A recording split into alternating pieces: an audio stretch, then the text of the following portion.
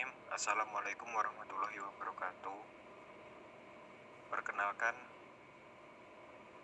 saya Yoga Adi Pratama, NIM B300-180-046 dan teman saya Mandala Eka Pramudia B300-180-064 dari kelompok 21 ingin mempresentasikan tentang tawakal.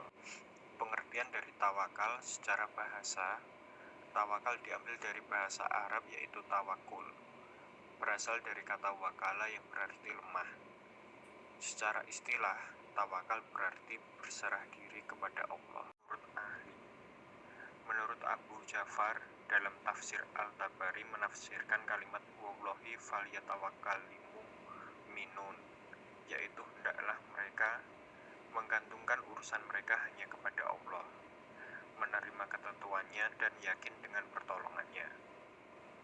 Dari Ibnu Rajab Al-Hambali mengemukakan tawakal adalah bersandarnya hati dengan sebenarnya kepada Allah Ta'ala dalam memperoleh kemaslahatan dan menolak mudarat dari urusan dunia dan akhirat secara keseluruhan. Ayat Al-Quran yang memerintahkan tentang tawakal. Yang pertama, Quran Surat Al-Imran ayat 122, yang artinya karena itu hendaklah kepada Allah saja orang-orang mukmin bertawakal.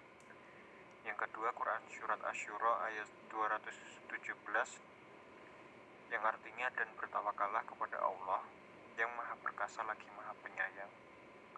Selanjutnya, Quran Surat Al-Furqan ayat 58, dan bertawakallah kepada Allah yang hidup kekal, yang tidak mati, dan bertasbihlah dengan memujinya, dan cukuplah dia maha mengetahui dosa-dosa hamba-hambanya. Dan yang terakhir, Quran Surat Al-Imran ayat 159. Kemudian apabila kamu telah membulatkan tekad, maka bertawakallah kepada Allah. Sesungguhnya Allah menyukai orang-orang yang bertawakal kepadanya. Tingkatan tawakal. Menurut Al-Ghazali ada 3 tingkatan tawakal. Yang pertama, menyerahkan diri kepada Allah. Ibarat seorang menyerahkan perkaranya kepada pengacara yang sepenuhnya mempercayakan menanganinya dan memenangkannya. Yang kedua, menyerahkan diri kepada Allah ibarat seorang bayi menyerahkan diri kepada ibunya.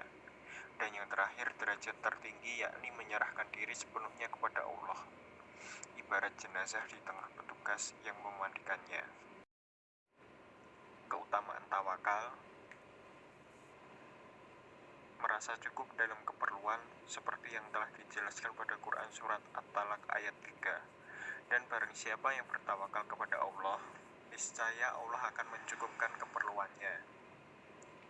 Terjaga dari gangguan setan, mendatangkan rezeki, memasukkan ke surga tanpa hisab dan siksa. Dan hikmah dari tawakal. Tawakal kepada Allah dengan benar akan memberikan dampak yang baik dalam kehidupan seperti yang dijelaskan Yusuf Al-Qaradawi. Menyebutkan ada 4 fungsi tawakal. Yang pertama, ketenangan dan ketentraman. Yang kedua, kekuatan, ridho, dan yang terakhir, harapan. Terima kasih, mungkin cukup sekian presentasi dari kami, kurang lebihnya mohon maaf. Wassalamualaikum warahmatullahi wabarakatuh.